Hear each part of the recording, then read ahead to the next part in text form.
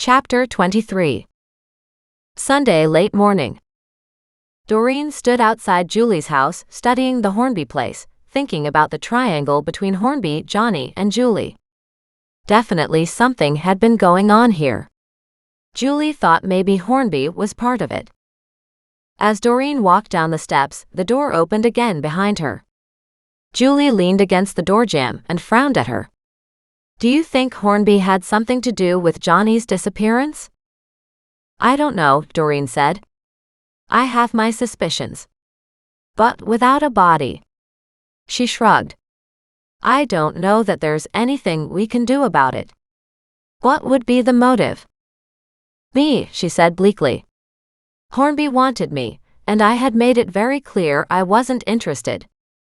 Johnny was the perfect person for me. We had a fantastic future all mapped out." She glared at Hornby's house. "I always wondered. But I never could figure out how or why." "I had guessed somebody arranged to meet him in the park," Doreen said, "like you mentioned." "I did arrange to meet him," Julie said. "But he wasn't there, and he never showed up."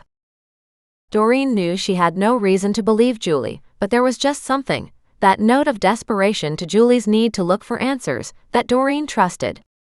So far the only suspicious character in all of this is Hornby, but he's just been shot and in a car accident.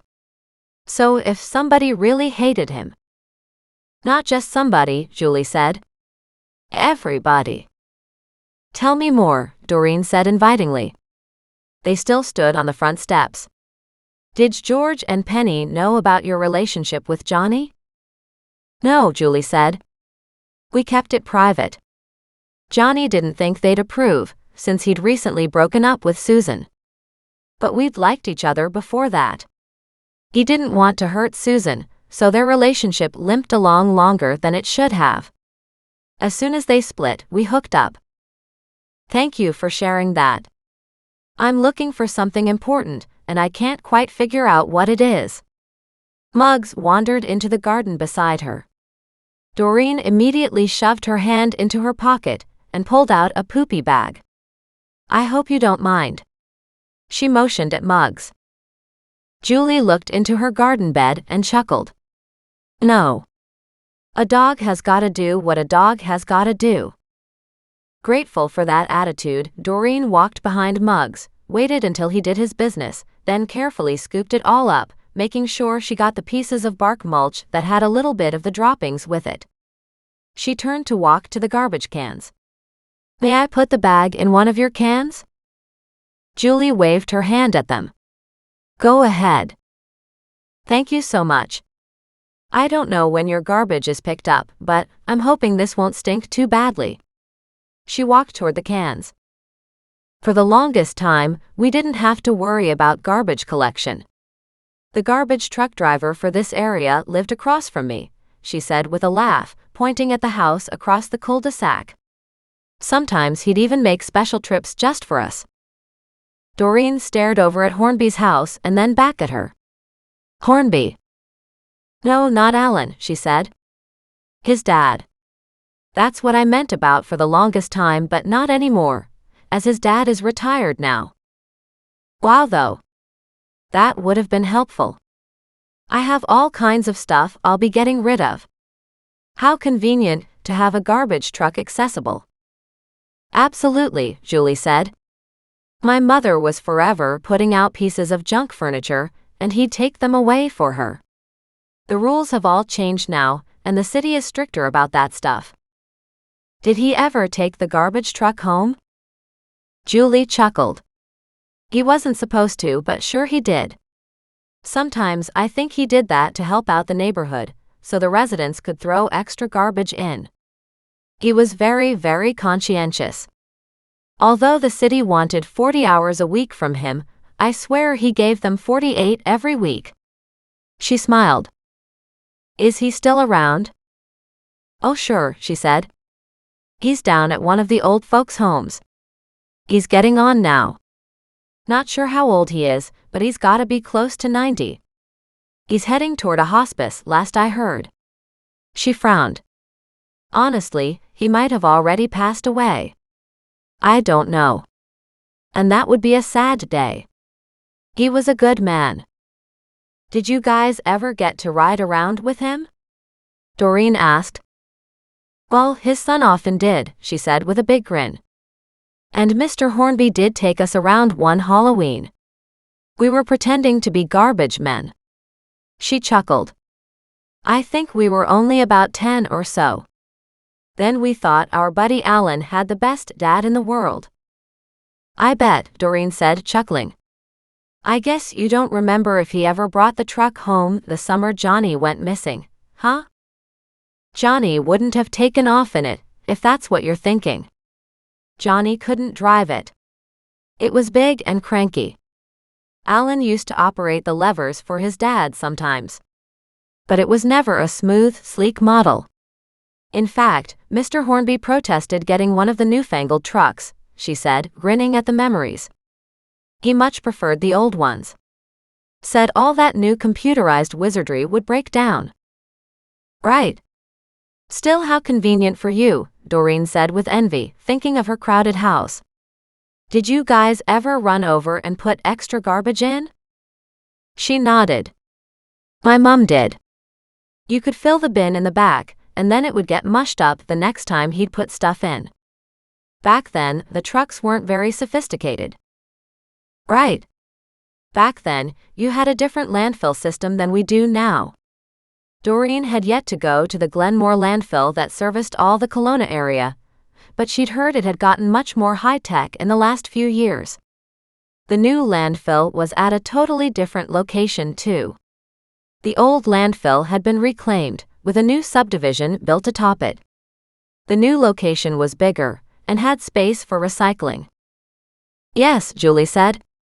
Back then, we barely had anything like we do now, which is probably really too bad because a lot of the stuff we tossed could have been recycled. So he'd drive the truck, collect garbage, take it to the dump, and drop it all in.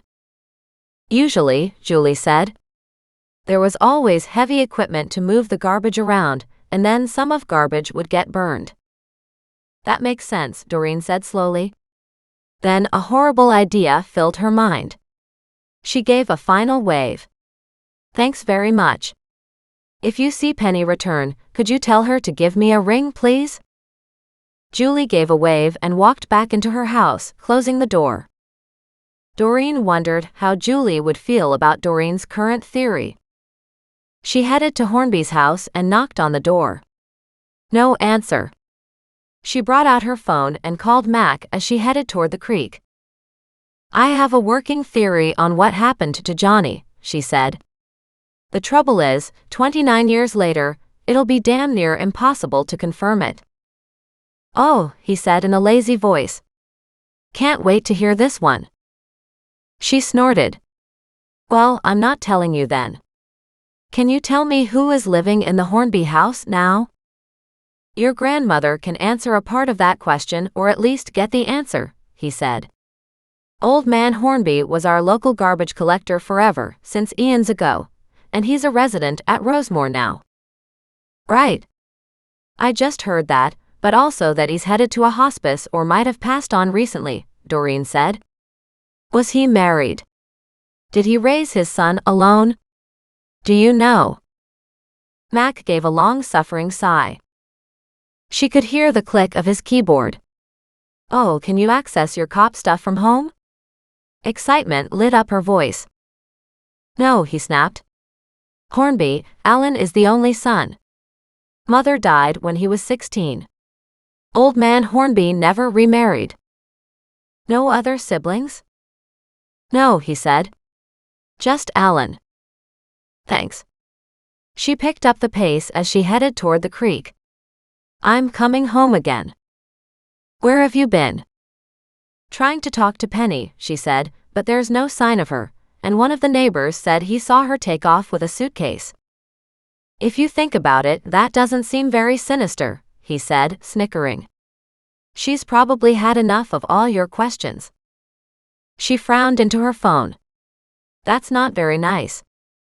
True, he said. I imagine she's still looking for answers, particularly for George. Maybe, he said. But what if they weren't that happily married couple, as you initially thought? Or maybe George killed his younger brother in a fit of rage. I did consider the idea, she said, but then tossed it. George spent way too many of the ensuing years trying to find the truth. I did consider Penny, she said after a moment. But I don't think she could have done it alone. She could have killed him, you know, by hitting him over the head when he was sitting there, unsuspecting. But she certainly wasn't strong enough to move the body on her own. So what now? You have an imaginary lover helping her out? A man no one has seen or heard of. What motive could there possibly be? I don't know, she said. That's one of the reasons why I tossed away that idea. Huh. Well, I agree with that. It also doesn't make any sense for Penny to contact you after all these years, asking you to look into it if she's the guilty party.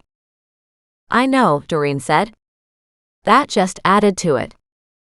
I'm glad to hear it, he said. She skirted around the outside of the cul-de-sac and headed for the creek, all three animals in a single line behind her. I do have another theory, though. I'll hang up now and call Nan. Bye. She clicked off and dialed Nan's number as she headed down the creek toward her home. Nan didn't answer. Come on, Nan. Pick up. Please pick up. But there was no answer. She tucked away her phone and marched as fast as she could back home. Thankfully, the critters approved of her pace. As soon as she saw the creek again, she felt a huge sense of relief. She could barely contain a sudden nervousness. She dialed Mac as she realized part of her unease. I know you said he was shot and in a car accident, but just how badly injured is Hornby? I don't know, he said. Do I need to check for you? Yeah, she said, you do. She hung up on him. Inside her heart warmed that he took her concerns seriously. When she reached the back of her house, she was happy to see she had truly set the alarm. She disabled it, stepped inside, then checked the front door, also relieved to see its alarm was set. With all the animals inside, she shut the door and turned on the alarm system again. She couldn't explain it, but, all of a sudden, she had this horrible sense of urgency. She looked around her house, wondering how safe it was. Just because the alarms were set, that didn't mean her house was impenetrable. But it was better than what she'd had before. Taking off her shoes, she did a quick check of the lower level. Everything appeared to be normal. Muggs wasn't upset in any way. She glanced at her watch. It was later than she'd expected. Still, her mind buzzed uneasily. She crept upstairs, trying to miss the squeaky stairs, still hoping it was safe up here. She slipped into the spare bedroom and listened. No way she could hide the animal's presence, and that was a problem. She waited a long moment, checking the spare room, finding nothing here. A bathroom was across the hallway, but Muggs had gone in there and came back out again, his tail wagging. She eyed him suspiciously. The only person he'd wag his tail for would be Mac. Still, Muggs headed toward her, so that was good too. She probably was going crazy, but the last thing she wanted to do was go into her damn bedroom. Goliath, however, had no such qualms. With his tail twitching, he sauntered into the bedroom and disappeared from her sight. Muggs followed him. When she didn't hear anything, she sighed with relief. She stepped into the bedroom with all its chaos and found nobody there. Just to be sure, she checked the ensuite bathroom and then, with a deep breath, plunged into the big closet to make sure nobody was hiding in there. There wasn't anyone. Feeling foolish, she came out with her phone ringing. It was Mac. Why did you hang up on me? Because I had this terrible feeling once I got inside the house, she said. I just finished checking under the beds and in the closets, and nobody's here. His voice turned grim. I'm on my way over. Back your way out of that house for the moment. She froze. Why? Because Hornby is no longer in the hospital.